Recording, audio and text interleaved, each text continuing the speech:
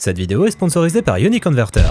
Salut ma gueule, c'est John Michael et aujourd'hui je vais te parler d'un logiciel révolutionnaire. Et en vrai c'est pas juste un logiciel, c'est une suite de logiciels. Tu vas pas en revenir mon con. Je sais que t'es un crack du montage depuis que je t'ai parlé de Filmora 10. Du coup quelque chose me dit que la vidéo c'est ton truc. Ouais, j'ai une sorte de sixième sens pour ça. Et bah n'en dis pas plus, Uniconverter c'est exactement ce qu'il te faut. Grâce à Uniconverter, tu vas pouvoir accomplir toutes sortes de tâches. C'est un petit peu la boîte à outils parfaite du vidéaste en herbe. Grâce à Uniconverter, tu vas pouvoir convertir n'importe quel fichier audio ou vidéo vers le format de ton choix. En seulement quelques clics, tu peux choisir de convertir tout un dossier et le logiciel va te faire ça hyper rapidement parce qu'on n'est pas là pour être patient. Voilà, c'est tout. Mais non, je déconne ma gueule, c'est loin d'être fini. Avec Uniconverter, tu peux aussi télécharger des vidéos en provenance de YouTube ou de l'un des 1000 sites supportés pour te permettre d'admirer les magnifiques vidéos de Guillaume Cassard sans connexion internet. Perso, je trouve qu'il y a bien mieux à voir sur YouTube, mais bon, c'est ton choix. Et c'est sans compter le reste. Tu veux enregistrer ton écran pour immortaliser tes sessions gaming? Uniconverter, ma gueule. Tu veux recadrer des vidéos au format 16:9 ou carré pour poster rapidement sur tes réseaux sociaux préférés, petit influenceur en herbe? Uniconverter, ma gueule. Tu veux faire du montage vidéo basique, convertir des images ou créer des gifs? Uniconverter, ma gueule. Et j'ai même pas parlé de toutes les fonctionnalités. Bref, je crois que t'as compris, Uniconverter, c'est la suite de logiciels qu'il te faut pour gérer tes fichiers audio et vidéo de A à Z. Clique sur le lien dans la description pour le télécharger. Tu m'en diras des nouvelles. De rien, ma gueule.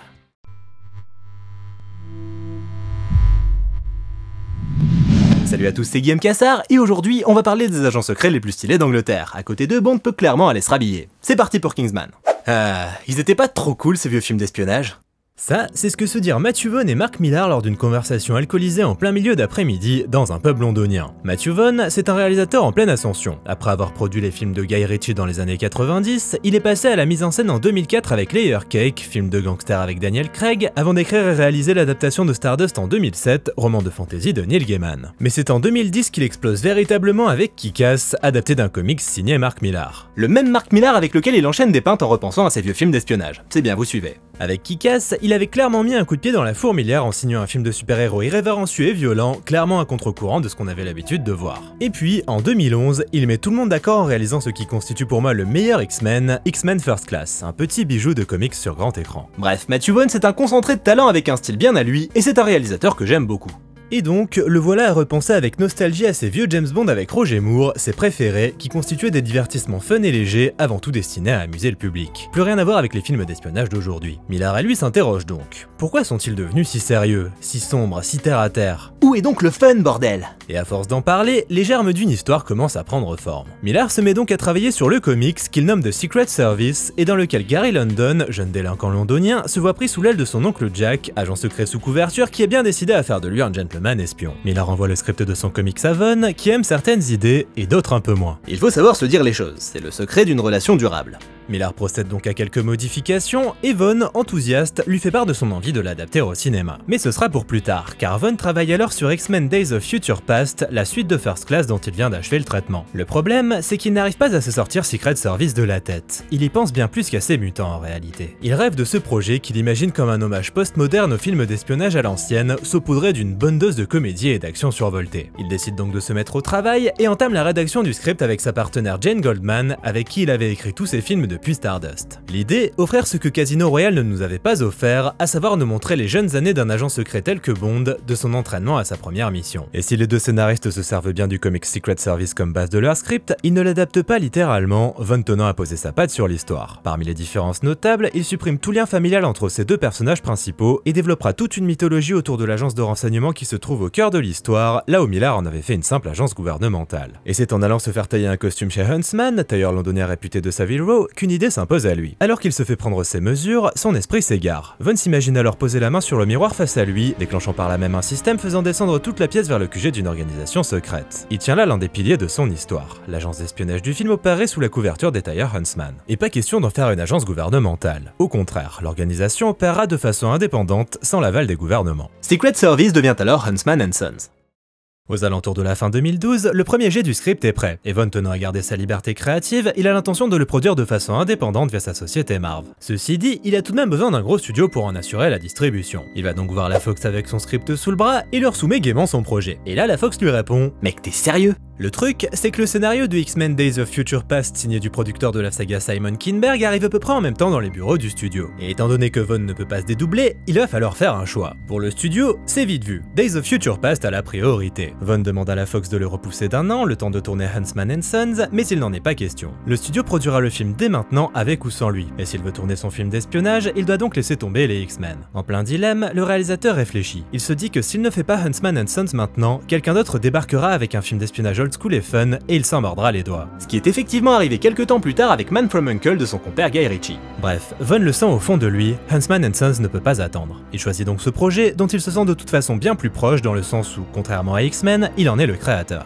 La machine est donc lancée. Concernant le casting, Vaughn avait une idée bien précise pour le personnage de Jack Lincoln, précédemment Jack London dans le comics. Il veut Colin Firth. Et même si l'acteur est plutôt connu pour ses comédies romantiques, il n'arrive pas à imaginer quelqu'un d'autre dans le rôle de ce gentleman espion. C'est ainsi qu'il organise une rencontre avec l'acteur courant 2012, avant même que le scénario soit prêt. Le réalisateur avait besoin de savoir si Firth était partant, ce pour pouvoir écrire le script sur mesure en ayant l'acteur en tête. Le contact passe bien, Firth découvre le comics de Mark Millar qu'il se surprend à apprécier bien plus que ses lectures habituelles, et ressent l'envie de travailler avec Vaughn. Cependant, le réalisateur est bien conscient que l'aspect physique du rôle de Jack va demander à Firth, quinquagénaire pas très athlétique, de se dépasser en suivant un entraînement rigoureux. Il insiste donc là-dessus. Il a besoin d'être sûr que Firth se donnera corps et âme pour être fin prêt le jour du tournage. Mais ce dernier ne rechigne pas et accepte le challenge. Il s'entraînera donc 3 heures par jour pendant 6 mois avant d'entamer les prises de vue. Il va vous montrer de quel bois il chauffe, le Colin. Pour incarner Valentine, l'antagoniste, ce n'est autre qu'un Samuel L. Jackson très enthousiaste qui hérite du rôle. En effet, l'acteur rêvait depuis toujours d'incarner le méchant d'un film James Bond, et quand il se fit présenter le projet, il se dit qu'il s'agissait là de l'opportunité rêvée. Avec ce personnage, Vaughn voulait retourner un cliché répandu dans les films d'action américains, qui veut que le méchant soit très souvent européen. Ici, dans son film avec des personnages principaux britanniques, son bad guy serait donc américain. Et c'est ainsi que le premier jour des répétitions, Jackson décide de faire zozoter son personnage. Pas franchement convaincu, Vaughn lui demande d'arrêter ça très vite. Mais Jackson s'explique. Enfin, il souffrait lui-même de zozotement, doublé de bégaiement. Et ses défauts de langage lui ont gâché la vie. Il a donc imaginé que son personnage, jamais pris au sérieux par personne à cause de ce zozotement, aurait fini par en devenir fou, le poussant vers le côté obscur. Et Vaughn finit donc par se laisser convaincre. Et puis bon, dire non à Samuel L. Jackson, pas sûr que ce soit si simple. Le réalisateur embauche ensuite d'autres pointures, notamment le légendaire Michael Caine, ainsi que le génial Mark Strong avec qui il a travaillé sur Stardust et Kick-Ass. Cependant, il reste un rôle essentiel à caster, celui d'Eggsy, l'autre personnage principal du film. Et là, c'est compliqué. Vaughn auditionne des centaines de jeunes hommes, mais ne parvient pas à trouver la perle rare. Il pense même repousser la date de début du tournage, prévue pour octobre 2013. Et puis soudain, Taron Egerton, jeune inconnu de 23 ans à peine sorti de l'école d'art dramatique, débarque. Pendant l'audition, Egerton n'a aucune idée de l'ampleur du projet dans lequel il met les pieds. Il se contente donc de faire de son mieux, mais quelque chose opère immédiatement. Emballé par le charisme et le capital sympathie du jeune acteur, Vaughn sent qu'il a finalement trouvé son Eggsy. Sauf qu'Egerton étant totalement inconnu, c'est pas forcément facile d'obtenir l'aval de la Fox. Ouais, la Fox a quand même son mot à dire sur le casting. Mais Vaughn se battra bec et ongles et parviendra finalement à imposer le jeune acteur au studio. Jeune acteur qui devra, tout comme Colin Firth, suivre un entraînement physique et s'astreindre à un régime strict pour être en forme le jour J. Parmi les autres membres du casting, on retrouve également Mark Hamill, Luke Skywalker lui-même. Et l'histoire derrière son implication dans le film est assez saugrenue, vous allez voir. J'aime bien saugrenu. À la base, le scénariste Mark Millar avait utilisé le personnage de Mark Hamill dans son comic Secret Service, qui voyait l'acteur se faire kidnapper par des terroristes. Hamill avait donc donné son autorisation à Millar pour qu'il puisse utiliser son image, et avait également donné un accord de principe pour jouer son propre rôle dans la future adaptation cinématographique. Sauf qu'au final, Vaughn a changé l'histoire, et le personnage kidnappé n'était plus Mark Hamill lui-même, mais un scientifique. Cependant, la perspective de travailler avec Hamill étant beaucoup trop belle pour Vaughn, qui est un énorme fan de Star Wars, il a tenu à lui offrir le rôle malgré tout. C'est pas tous les jours qu'on peut bosser avec Luke Skywalker. Concernant le rôle de Gazelle, antagoniste amputé des 2 jambes et dont les prothèses sont formées de lame extrêmement létale dont elle se sert comme arme, Vaughn jette son dévolu sur la snowboardeuse Amy Purdy, elle-même amputée des 2 jambes. Et si le personnage était un homme dans le comics, Vaughn a décidé d'en faire une femme pour plus de diversité. Amy Purdy commence donc à s'entraîner, mais doit finalement se retirer du projet pour pouvoir participer aux Jeux Paralympiques, où elle décrochera une médaille de bronze. Pas de regret. Elle est donc remplacée par la danseuse franco-algérienne Sofia Boutella, qui elle a bien ses 2 jambes, ce qui impliquera de les remplacer numériquement par les prothèses mortelles. Et Gazelle étant un personnage athlétique, Boutella n'échappera pas non plus à un entraînement principalement dédié aux arts martiaux à base de taekwondo et de boxe thaï. Le casting était donc au complet.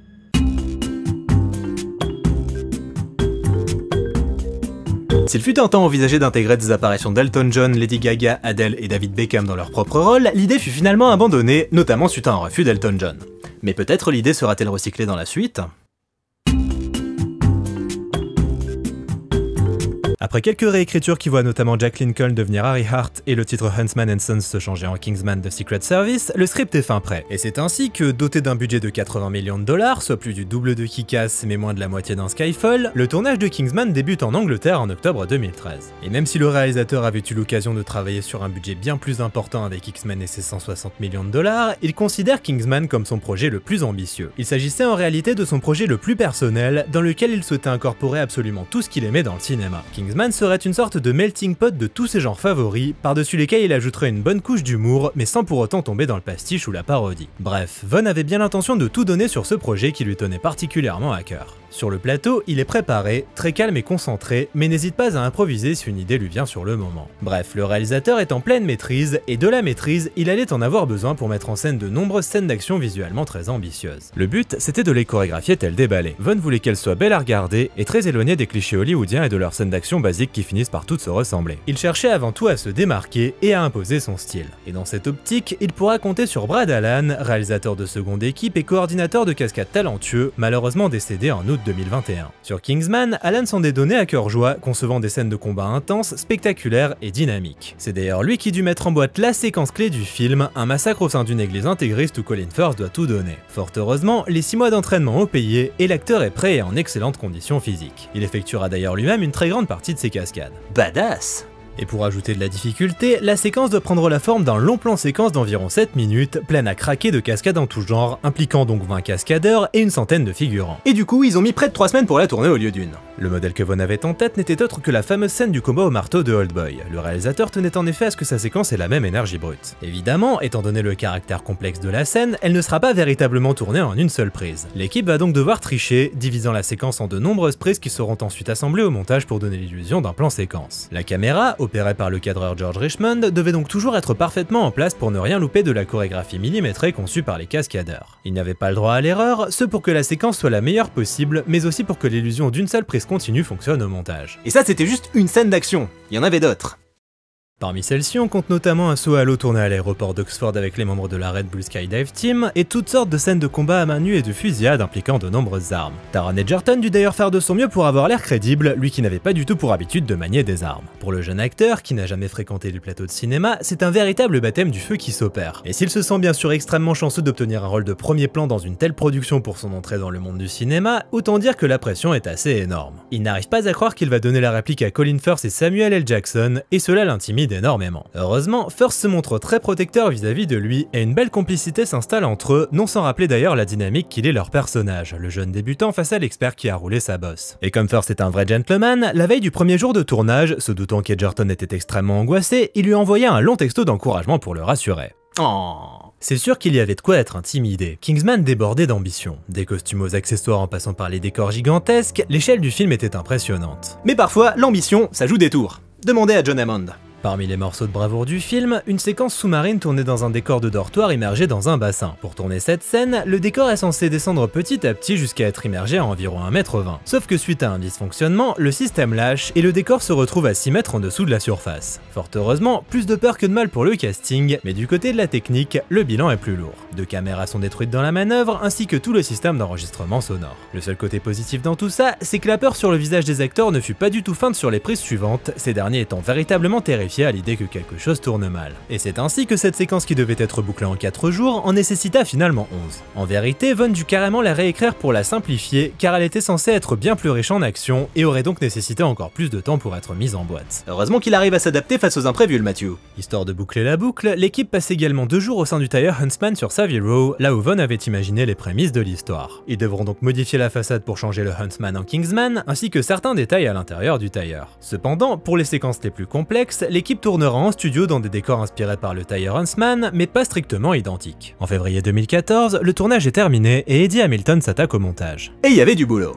Le montage du film représentera en effet un sacré challenge, notamment en ce qui concerne les scènes d'action. Il doit notamment faire en sorte que les différentes prises du combat dans l'église s'enchaînent de façon totalement transparente pour que la magie opère. Pour ce faire, il utilisera donc divers artifices, notamment des zooms et dézooms dans l'image au moment des changements de plan, ce pour que les transitions soient les plus invisibles possibles. La scène atteindra une durée finale de 7 minutes, ce qui sera jugé trop long et obligera donc Vaughn et Hamilton à trouver le moyen de la raccourcir pour arriver à une durée plus raisonnable. Le film dans sa globalité connaîtra d'ailleurs le même problème et de nombreuses scènes en seront coupées pour le ramener à une durée de 2h10. Une habitude chez Vaughn. Le mec a d'ailleurs l'intention de travailler sur des versions longues de pas mal de ses films dans les années à venir. La musique est confiée à Henry Jackman, avec lequel Vaughn avait précédemment collaboré sur Kick-Ass et X-Men, et Matthew Margeson. Les deux compositeurs se chargeront donc de retrouver cette ambiance musicale si caractéristique des films d'espionnage à l'ancienne. Enfin, niveau effets visuels, la tâche est partagée entre divers studios, et les Français du studio Buff sont en charge de créer un effet, particulier à base de têtes explosives. Le but, que le visuel ne soit pas gore malgré sa nature extrêmement violente. Il fallait au contraire que le rendu soit beau, cartoonesque, surréaliste, festif.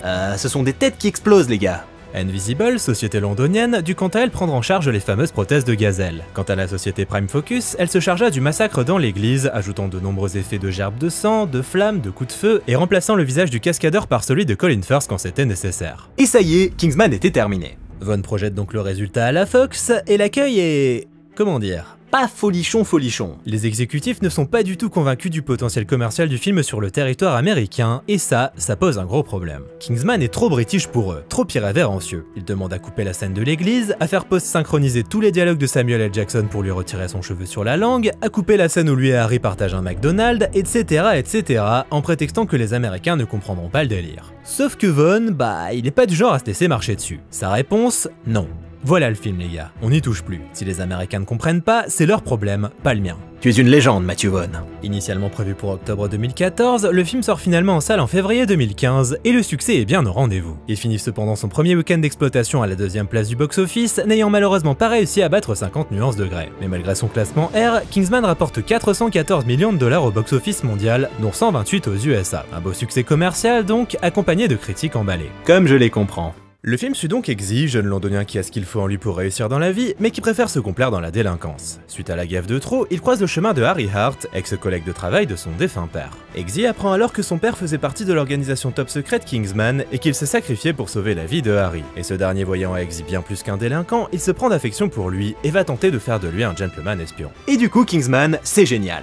Dès les premiers instants, le film donne le ton. L'inventivité est au rendez-vous, et Vaughn, grand gamin qu'il est, paraît bien parti pour s'amuser comme un gamin avec tous les jouets dont il dispose. Et ce sera bien le cas. Autant le dire clairement, Kingsman est un plaisir de chaque instant. Un film purement jouissif, conçu dans l'unique but de faire prendre son pied à son public. Objectif atteint. Le film se montre en effet extrêmement généreux, que ce soit au travers de ses scènes d'action incroyables de dynamisme, sa direction artistique colorée ou sa bande-son percutante. Kingsman, c'est le divertissement dans le sens noble du terme, qui ose tout mais sans jamais prendre ses spectateurs pour des cons. Bien au contraire. Parce que non, dans Kingsman, il n'y a pas de retenue. Vaughn y va à fond, ce qui donne au film ce petit côté outrancier mis de côté par les films d'espionnage modernes, au ton résolument plus sérieux. De l'iconisation permanente, des punchlines à tir larigot, des cascades qui défient les lois de la physique, autant dire qu'on n'est pas là pour la jeu subtil et réaliste, on est là pour le spectacle et l'évasion. Et si ça fonctionne aussi foutrement bien, c'est tout simplement parce que c'est assumé. C'était le parti pris de Vaughn, le film est donc totalement conscient de lui-même, et en assumant toute sa folie, il en est d'autant plus appréciable. L'humour tient donc une place importante dans Kingsman, mais ne vient jamais parasiter le film. C'est pas lourdingue, et ça n'empêche pas l'histoire de développer de véritables enjeux dramatiques et émotionnels.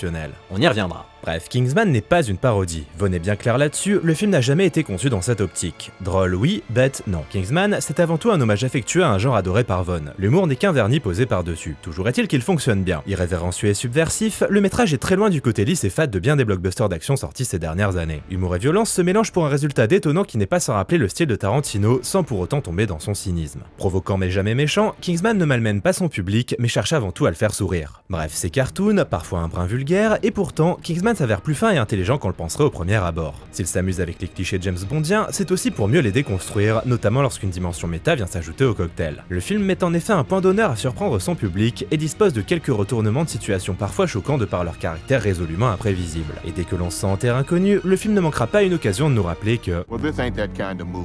Et pour enfoncer le clou niveau méta, les plus attentifs remarqueront que le film reprend à l'identique la conversation de Mark Millar et Matthew Vaughn sur les films d'espionnage qui a donné naissance au projet Kingsman. Une belle façon de boucler la boucle.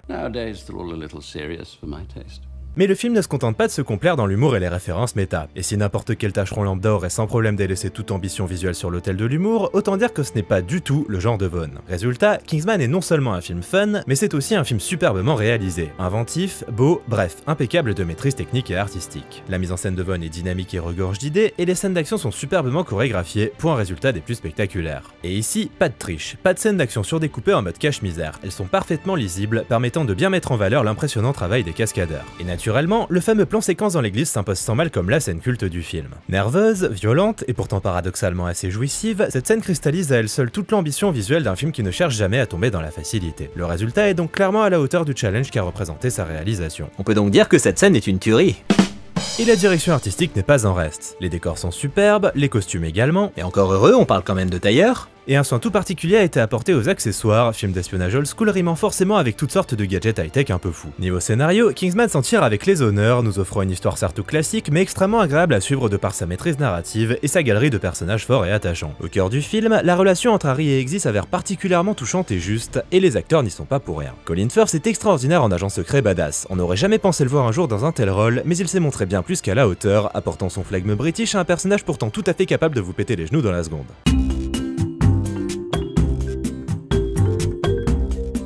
Matthew Vaughn a avoué avoir mis beaucoup de lui-même dans le personnage de Harry. Il lui a notamment fait porter des lunettes identiques aux siennes, ainsi qu'un costume croisé tel qu'il a l'habitude d'en porter. En plus de ça, le nom d'emprunt utilisé par Harry lorsqu'il va dîner chez Valentine, DeVere, est inspiré du véritable nom de Vaughn, Matthew Allard DeVere Drummond.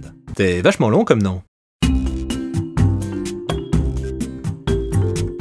Quant à Taron Egerton, c'est la révélation du film et il crève l'écran. Toujours très juste, il s'impose sans mal aux côtés des pointures que sont Firth et Jackson, et son capital sympathie rendra son personnage d'autant plus attachant. Et suivre l'évolution d'Eggsy à travers le film, qui via un effet Pygmalion passe d'un délinquant à un gentleman, s'avérera franchement réjouissant.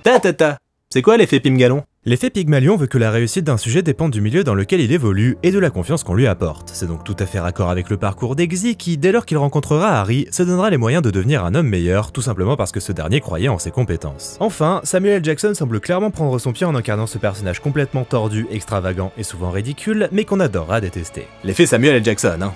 Concernant son plan machiavélique, qui a pour but de faire s'entretuer la race humaine pour régler le problème de la surpopulation, il est aussi improbable et over the top que pouvaient l'être ces mêmes plans dans les vieux films du genre. On peut donc dire que la mission est accomplie. Cependant, comme je le disais plus tôt, les enjeux sont bien réels, et si l'humour occupe une place prépondérante au sein du film, tout n'est pas toujours une blague pour autant. Vaughn s'arrange donc pour qu'on ressente les enjeux, nous offrant un climax à l'intensité palpable. Bref, Kingsman, c'est du lourd. Hommage inspiré à un genre qui a fait les grandes heures du cinéma de divertissement, Kingsman parvient sans mal à transcender sa nature de film hommage pour ne devenir au final qu'un excellent film où le style de Matthew Vaughn fait des merveilles. Un casting 5 étoiles, un humour savoureux, une mise en scène inspirée et des scènes d'action d'anthologie, ajouté par-dessus ça un thème musical fort, et le film avait tout ce qu'il fallait pour faire une entrée fracassante parmi les films cultes des années 2010. Et avec un tel succès à son compteur et un univers riche de bien des possibilités, Kingsman ne pouvait bien évidemment pas rester sans suite. Mais on en parlera la prochaine fois. En attendant, je vous invite à faire tout ce qu'on fait d'habitude quand on aime une vidéo, le petit like qui fait plaisir, l'abonnement si c'est pas déjà fait, un don sur Tipeee pourquoi pas, et je vous dis à bientôt, salut!